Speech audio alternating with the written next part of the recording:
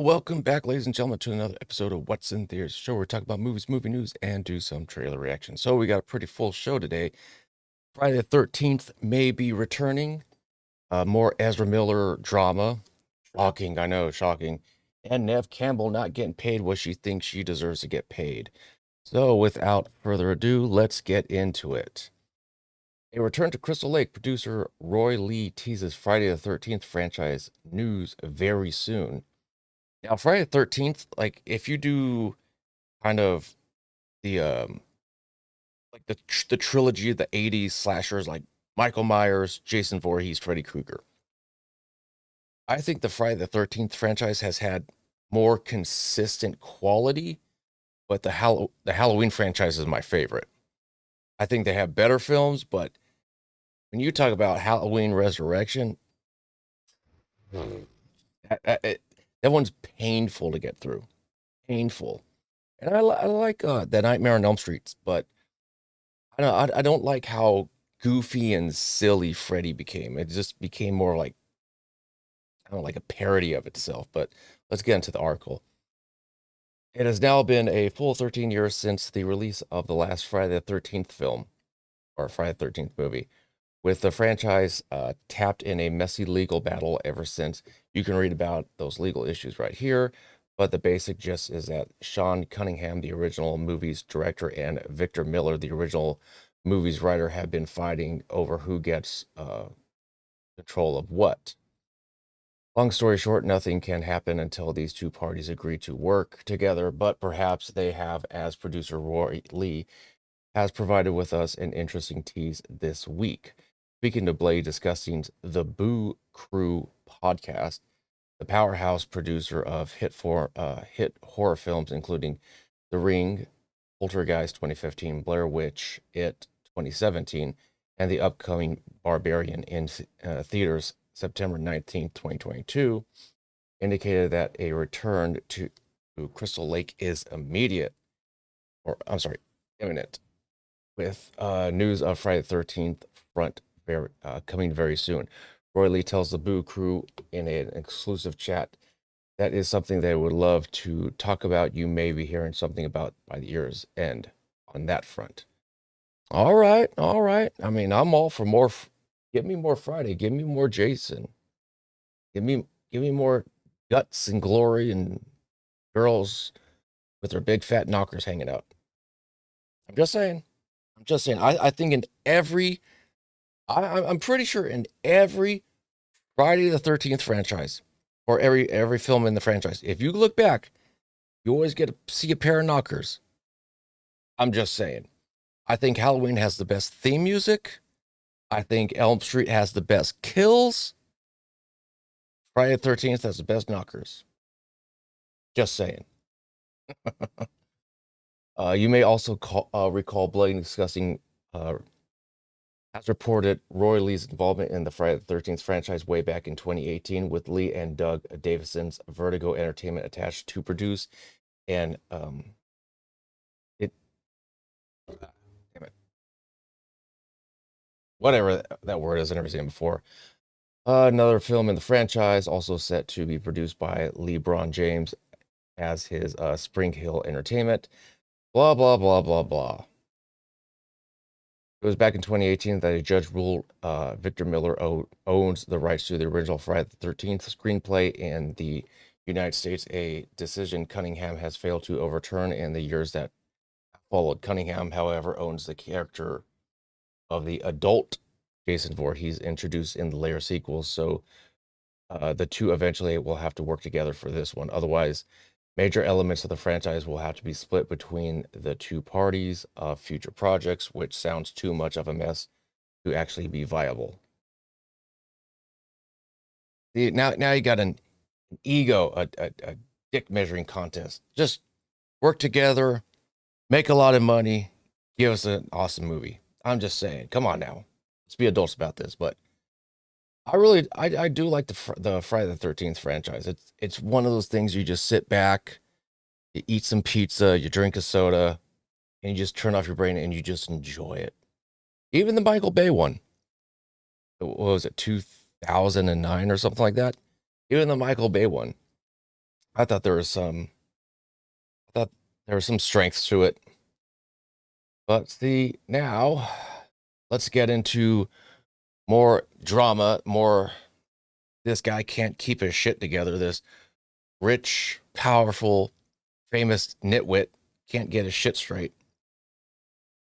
So, the Flash's Ezra Miller allegedly caught on camera burglarizing home. The Flash star Ezra Miller faces a felony burglary charge in May incident where they were allegedly caught on camera stealing from a Vermont home. You know, did he miss his quota? He's like, oh, every 3 weeks, I need some new drama. And then we went, what, 5 or 6 weeks without hearing it? Did he miss his quota? Come on now, Jesus Christ. The Flash's star Ezra Miller is facing yet more legal action, this time for allegedly burglarizing a Vermont residence in May.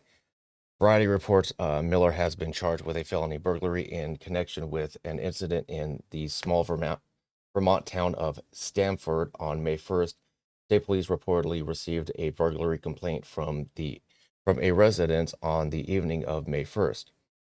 While the homeowners were not present during the incident, multiple bottles of alcohol were allegedly taken from the home. Oh, I'm shocked. I'm shocked. We're going to make... Now, this is not a comment on anyone who enjoys a fine adult beverage now and then. But with his reputation, to hear that he allegedly may have stolen alcohol, I am not shocked. After reviewing surveillance videos and statements from those affected, police determined that there was a probable cause to charge Miller. Police were finally able to locate the actor on the night of August 7th to formally issue them a citation, and Miller is expected to appear for arraignment in Vermont Superior Court on September 6th. I mean, I've said it before in my other Ezra Miller videos, but good Lord, like get your act straight. I mean, you're gonna have this big movie coming out in The Flash, which has Michael freaking Keaton coming back as Batman. Could you just not act like a nitwit for a couple of months?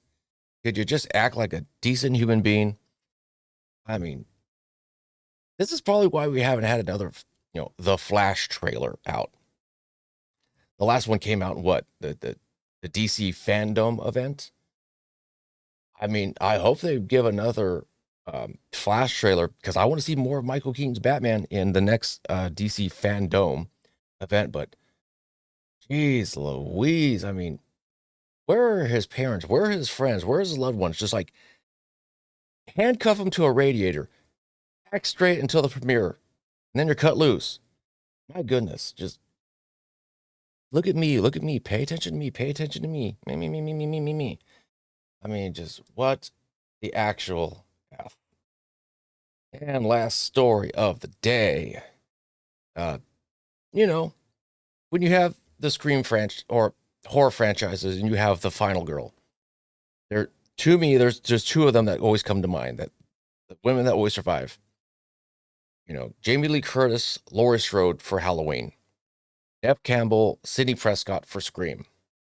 And I know Sydney's been having some, let's say, pay disputes because she doesn't think she's being paid what she's worth. Even though the Scream franchise will be going on to its 6th film, Neve Campbell says unfair. Scream 6 offer would be different for a man. Neve Campbell, star of Scream films, talks her underwhelming pay to the industry's sexism, saying a male actor would be treated differently. Now, I mean, she's in the industry, so she would probably know better than any of us. I mean, there is very much a possibility. Now, that's also on her reps.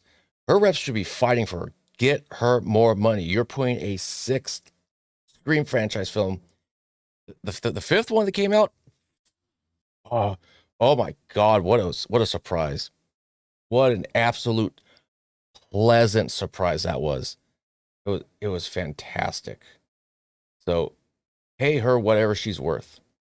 Neve Campbell claims her unfair pay offer to reprise her role in Scream 6 is because of industry sexism. In a new interview with People, Campbell explained that she thinks the same situation would not have happened if she were a male actor. As a woman in this business, I think it's really important for us to be valued and fight to be valued. Not a problem with that at all.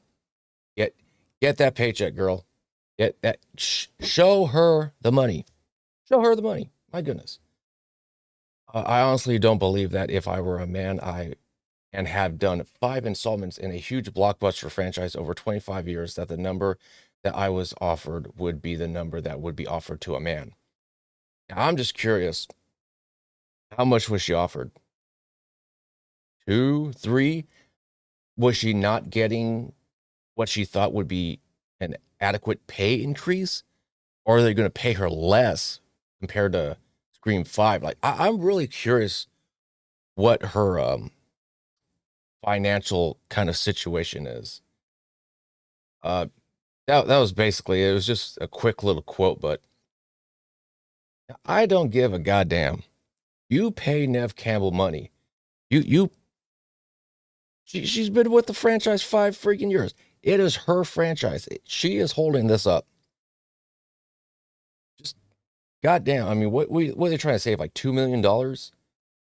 I mean, a Neve Campbell less Scream installment is like Laurie Strode less, or a Jamie Lee Curtis less Halloween installment. It's like, you just don't do it. I'm sorry. You just don't do it, in my opinion. But, anyways, that was it.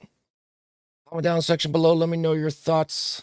What do you think of this fiasco? As always, take care and take it easy.